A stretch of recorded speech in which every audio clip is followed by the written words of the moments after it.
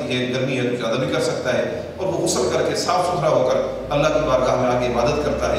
اب ان دونوں شخصوں کا، ان دونوں انسانوں کا موازنہ کر لیں کہ کون خوش دلی کے ساتھ، کون خشوع و خضوع کے ساتھ عبادت کرنے والا ہوگا، کون اللہ کے گھر کا ادب کرنے والا ہے، کون اللہ کے گھر کی تعظیم کرنے والا ہے، کون دوسرے نمازیوں کے لیے نفرت کا باعث بن رہا ہے، کون دوسرے نمازیوں کے لیے تکلیف کا باعث بن رہا ہے۔ یہ موازنہ کر کے دیکھ لیں، انشاءاللہ یہ مسئلہ حل ہو جائے گا۔ فقہاء نے یہاں تک لکھا ہے کہ اگر سحری لانے والا کوئی نہ ہو، افطاری لانے والا کوئی نہ ہو، سحری لانے والا، تو معتکف گھر جا کر سحری لا سکتا ہے اگر الا لحاجت الانسان یا حاجت لا بد منہ ہو، وہ حاجت جس کے بغیر چارہ نہیں ہے۔ اگر اس سے مراد یہ ہے کہ انتہائی مجبوری، جس میں بندہ کوئی موت و حیات کی کشمکش میں ہو، اگر وہ مراد ہے تو پھر یہ معتکف جو ہے یہ گھر سے سحری کیوں لا سکتا ہے؟ ایک دن بندہ اگر سحری نہ کھائے تو روزہ نہیں رکھ سکتا، کیا رکھ سکتا ہے؟ لیکن جو بندہ بغیر سحری کے روزہ رکھے گا، ظاہر ہے اس کو وہ روزے میں اس طرح ذوق نہیں پیدا ہوگا، وہ بھوک میں رہے گا، پیاس میں رہے گا، تو اس عبادت کو اتنا دل نہیں لگے گا۔ اس لیے وہ کام باہر کرنا جو اندر والی عبادت میں معاون ہو، اس کی اجازت ہے۔ جیسے وضو کرنا، اب وضو کر کے بندہ عبادت کرے گا تو ثواب زیادہ ہوگا۔ نماز کے لیے تو وضو فرض ہے، باقی زبانی تلاوت کرنا ہے یا درود شریف پڑھنا ہے یا ذکر، اس کے لیے تو وضو فرض نہیں ہے۔ تو کیا معتکف پر پابندی ہے کہ اگر نماز کا ٹائم ہو تو وضو نہیں کر سکتا؟ اگر وضو کر سکتا ہے، وضو کرنا ضروری نہیں اس وقت، لیکن وہ وضو کرے گا تو اندر والی عبادت زیادہ بہتر ہو جائے گی، اس میں اجر و ثواب بڑھ جائے گا۔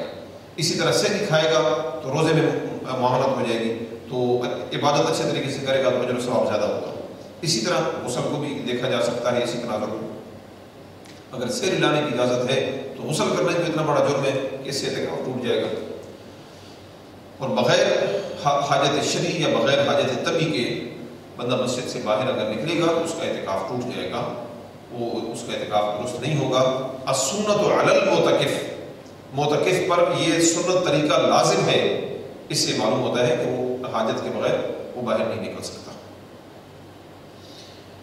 آج کل موبائل کا استعمال ہے عام، تو لوگ یہ بھی مسئلہ پوچھتے ہیں کہ معتکف موبائل استعمال کر سکتا ہے کہ نہیں۔ معتکف کو چاہیے کہ وہ اعتکاف کی روح کو سمجھے اور غیر ضروری قسم کی گفتگو اور باہر غیر ضروری قسم کے رابطے سے اجتناب کرے۔ موبائل آج کل کی ضرورت ہے، بعض اوقات گھر سے کوئی چیز منگوانی ہوتی ہے، یا کوئی بیمار ہے ان کو کوئی مشورہ دینا ہے، یا انہیں کچھ گھر والوں نے پوچھنا ہے۔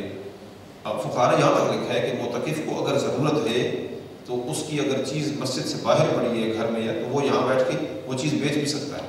مسجد کے اندر چیز نہیں لا سکتا، لیکن اگر اس کو ضرورت ہے تو وہ مسجد کے اندر بیٹھ کے اس کا سودا کر سکتا ہے۔ تو یعنی اگر ضرورت ہے بندے کو تو وہ موبائل کا استعمال کر سکتا ہے، گھر سے کچھ منگوانا ہے، یا خادم ہے کھانا لانے والا ہے اس کو کوئی پیغام دینا ہے، یا ضروری خیر خبر لینی ہے، اس حد تک استعمال کر سکتا ہے۔ لیکن اگر وہ موبائل، یا بعض علماء بیٹھتے ہیں اعتکاف تو وہ لوگ مسائل پوچھتے ہیں، آج کل آسانی ہو گئی، موبائل پہ میسج کر دیا، فون کر دیا، مسئلہ پوچھ لیا، تو ان کے لیے تو اس کی انتہائی ضرورت ہے، وہ استعمال کر سکتے ہیں۔ عام آدمی اس کو ضرورت کی حد تک رکھے، اس کو کھیل تماشا نہ بنائے کہ جب دیکھو موبائل کے ساتھ کھیل رہا ہو، ایسا نہ کرے۔ اعتکاف کا اصل مقصد کیا ہے؟ توجہ الی اللہ، تو اس کو اس حد تک رکھے جتنی ضرورت ہے، ضرورت سے زیادہ استعمال نہ کرے۔ اس کے علاوہ کسی ساتھی کے ذہن میں اعتکاف کے حوالے سے کوئی سوال ہو تو وہ پوچھ سکتا ہے۔ ہاں، ایک اور بھی مسئلہ ضروری ہے کہ اعتکاف کس وقت شروع ہوتا ہے۔ حضرت عائشہ صدیقہ رضی اللہ تعالی عنہ فرماتی ہیں کہ رسول اکرم صلی اللہ علیہ وآلہ وسلم جب اعتکاف کا ارادہ کرتے، اذا اراد ان یعتکف صلی الفجر ثم دخل فی معتکفہ، رواہ ابو داؤد و ابن ماجہ۔ امام ابو داؤد اور امام ابن ماجہ نے حضرت عائشہ صدیقہ رضی اللہ تعالی عنہ کی روایت درج فرمائی ہے اپنی کتب میں، فرماتی ہیں کہ نبی کریم صلی اللہ علیہ وآلہ وسلم جب اعتکاف کا ارادہ کرتے، الفاظ پر ذرا غور کرنا، جب اعتکاف کا ارادہ کرتے تو فجر کی نماز پڑھتے، پھر اپنی اعتکاف والی جگہ پر تشریف لاتے۔ اب یہ فجر کی نماز یہاں پر تو روایت میں نہیں ہے کون سی تھی، اس پر اتفاق ہے علماء کا جو اس کی تشریح کرتے ہیں، وہ بتاتے ہیں کہ 21ویں کی فجر ہوتی تھی، اور اعتکاف آخری عشرے کا ہوتا ہے نا، تو وہ عشرہ 20ویں روزے سے تو نہیں شروع ہوتا نا، وہ 21ویں روزے سے شروع ہوتا ہے۔ تو علماء نے اس کی تعویل کی ہے تعویل یہ کی ہے کہ آپ صلی اللہ علیہ وسلم ویسے تو غروب آفتاب سے پہلے اعتکاف بیٹھ جاتے تھے، مسجد میں آ جاتے تھے، لیکن آپ ویسے مسجد میں رہتے تھے، جو آپ کا خیمہ ہوتا تھا مخصوص جگہ، جیسے اعتکاف والے چادریں لگا کر مخصوص جگہ بناتے ہیں، تو اس جگہ پہ آپ صلی اللہ علیہ وسلم فجر کے بعد آتے تھے. لیکن اس تعویل پر قرآن اور سنت سے کوئی دلیل نہیں پیش کی انہوں نے. حدیث میں تعویل تب کی جاتی ہے جب کوئی دوسری حدیث سامنے ہو، یا قرآن کی کوئی آیت ہو، یا رسول اللہ صلی اللہ علیہ وسلم کا کوئی عمل مبارک ہو، تو پھر اس کے پیش نظر حدیث میں تعویل کر کے ان کو آپس میں جمع کیا جاتا ہے. جیسے ہم نے 3 حدیثیں پیش کی ہیں، ایک میں تھا صرف رات کا اعتکاف، ایک میں تھا دن کا اعتکاف، ایک میں تھا روزے کے بغیر نہیں ہو سکتا. اب یہ مختلف حدیثیں آ گئی نا، اب ان کو جمع کرنے کے لیے ہم کہیں گے کہ جہاں رات ہے وہاں مراد رات اور دن ہے، جہاں دن ہے وہاں پر مراد ساتھ رات ہے، تاکہ سب حدیثوں پر عمل ہو جائے نا. اب اس میں چونکہ دوسری حدیث ہے ہی کوئی نہ، آپ صلی اللہ علیہ وآلہ وسلم مغرب سے پہلے اعتکاف بیٹھتے ہو، یہ کوئی حدیث نہیں ہے. تو اس لیے اس حدیث میں تعویل کرنے کی کوئی ضرورت نہیں ہے. اس کو اپنے ظاہر پر رکھا جائے، اور اعتکاف کا سنت طریقہ یہ ہے کہ اس کو فجر کے بعد شروع کیا جائے. یہ کہنا کہ آپ صلی اللہ علیہ وسلم رات کو مسجد میں ویسے بیٹھ جاتے تھے، مگر معتکف یعنی اعتکاف والی جگہ، معتکف سے مراد اعتکاف والا مخصوص خیمہ، اس میں آپ نہیں آتے تھے. جیسے آپ دیکھ رہے ہیں چادریں لگی ہوئی، تو یہ معتکف، اس کو عربی میں بولتے ہیں معتکف، اعتکاف والی جگہ. تو اگر حدیث کا یہ معنی ہے تو پھر ان لوگوں کو کیوں نہیں بتاتے کہ آپ رات کو معتکف میں نہ جایا کریں؟ لوگ تو شام کو ہی نہیں چلے جاتے اعتکاف والی جگہ پر. پھر بتائیں کہ آپ رات کو ویسے مسجد میں رہیں، یہاں پر سنت یہی ہے کہ آپ نہ جائیں معتکف میں، تو شام کو ہی گھس جاتے ہیں معتکف کے اندر اپنے خیموں میں. تو لہٰذا یہ تعبیر جو ہے، یہ حدیث پاک کے جو الفاظ ہیں اس کو قبول نہیں کرتے. حدیث پاک کے الفاظ غور کریں نا، اذا اراد، جب آپ صلی اللہ علیہ وسلم ارادہ کرتے، ابھی اعتکاف شروع تو نہیں ہوا تھا نا، ارادہ کرتے، ان یعتکف، یہ کہ آپ اعتکاف کریں، تو پھر آپ کیا کرتے؟ صلی الفجر، آپ فجر پڑھتے، ثم دخل فی معتکفہ، پھر اپنے معتکف میں تشریف لے جاتے. یہ بالکل الفاظ اس تعبیر کو قبول نہیں کرتے. لہٰذا ہم علماء سے ادب کے دائرے میں رہ کر اس میں اختلاف کرتے ہیں، اور سنت طریقہ یہی ہے کہ رسول اکرم صلی اللہ علیہ وسلم جس وقت اعتکاف بیٹھتے تھے اسی وقت اعتکاف شروع کیا جائے. اب اس پر اعتراض ہوتا ہے. اعتراض یہ ہوتا ہے کہ جو رات ہوتی ہے وہ اگلے دن کے تابع ہوتی ہے. اگر آپ نے رات سے اعتکاف نہیں شروع کیا تو پھر آپ نے تو وہ پورا عشرہ تو مکمل نہیں کیا نا. آپ نے ایک رات نکل گئی نا، اس سے وہ رات اگلے دن کے تابع ہوتی ہے، تو رات نکل گئی، آپ کا عشرہ نہیں ہوا مکمل. یہ ہم پر سوال نہ کرو، یہ رسول اللہ صلی اللہ علیہ وسلم کے عمل پر سوال ہے. ہم تو اس کا عمل کر رہے ہیں. آپ صلی اللہ علیہ وسلم کا جو طریقہ تھا، چلے ہم آپ کو جواب دے بھی دیتے ہیں. جس سال 29 روزے بنے جو شام کو اعتکاف بیٹھے ہوں، ان کے کتنے دن بنے گے اعتکاف کے؟ عشرہ ہوا مکمل. کیا کہا جائے گا کہ یہ ناقص اعتکاف ہے لوگوں کا، ادھورا اعتکاف ہے؟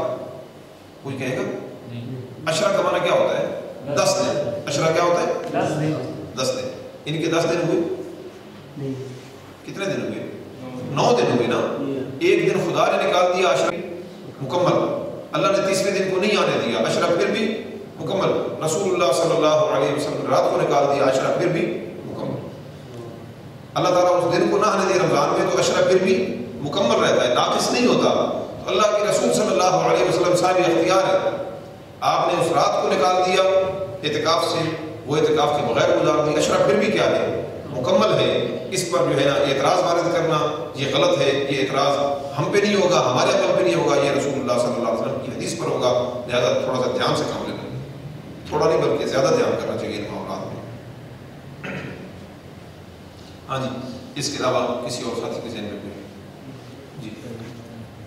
جس مسجد میں جماعت ہوتی ہے، بعض ایسی مساجد ہیں جہاں جمعہ نہیں ہوتا، تو ہفتے میں پھر ایک جماعت وہاں پہ رہ جاتی ہے جو زور کی ہوتی ہے، کیونکہ وہ لوگ جمعہ پڑھیں جامع مسجد میں. معتکف بھی جمعہ کے لیے چلا جائے گا تو کوئی حل نہیں ہے. اس میں اعتکاف بندہ بیٹھ سکتے ہیں. ہاں، اعتکاف بیٹھ سکتے ہیں، وہ بھی جمعہ کے لیے جائے گا. وہ 5 وقت کے بعد ہوتی ہے، اس میں جمعہ مستثنا ہے اس سے.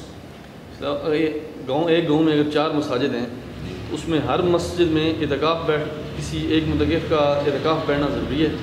یہ ضروری نہیں ہے، سنت ہے. اور اس سنت کو علماء نے لکھا ہے یہ علی الکفایہ. اگر ضروری ہوتا نا تو پھر نبی کریم صلی اللہ علیہ وآلہ وسلم یہ حکم دیتے کہ اس مسجد میں بیٹھ رہا ہوں، باقی مسجدوں میں بھی کوئی بیٹھے. اس طرح تو آپ نے حکم نہیں دیا نا. نہ صحابہ کرام سے کوئی اس طرح منقول ہے کہ ہر مسجد میں کوئی بیٹھتا ہو. اس سے معلوم ہوتا ہے کہ یہ سنت علی الکفایہ ہے، یعنی پوری آبادی کے اندر ایک شخص بھی بیٹھ جائے کسی ایک مسجد میں تو بس وہ سنت پر عمل ہو جائے گا، ثواب تو اسی کو ملے گا جو اعتکاف بیٹھا ہے، باقی لوگوں کو یہ نہیں کہا جائے گا کہ انہوں نے سنت پر عمل نہیں کیا، یہ سنت چھوڑ دی ہے۔ اگر جامع مسجد دور ہو تو اس کو جانے میں زیادہ وقت لگے، تو پھر بھی جا سکتا ہے، جمعہ کو غیر فرض ہے جانا ہے، جائے جمعہ پر۔ وہ عورتیں گھروں میں اعتکاف کریں گی۔ ایک دفعہ آپ صلی اللہ علیہ وآلہ وسلم کی ازواج مطہرات نے مسجد میں خیمے لگائے تھے اعتکاف کے لیے، آپ ان کے خیمے کھلوا دیے تھے۔ اگر تو مسجد میں بالکل ایسی جگہ ہو، کسی مسجد میں مکمل ماحول خواتین کا علیحدہ ہو، جیسے مسجد کا ایک پورشن جو ہے نا، ایک حصہ جیسے دوسری منزل ہے، اس کا راستہ آنا جانا وہاں بالکل جدا ہے، اور مردوں کا بالکل داخلے پر پابندی ہے، وہاں خواتین ہی انتظام کرنے والی ہیں، جیسے امام مسجد صاحب ہیں ان کی خاتون ہیں وہ ان کے ساتھ انتظامات کرنے والی ہیں، مکمل طور پر پردے کی صورت موجود ہو، عام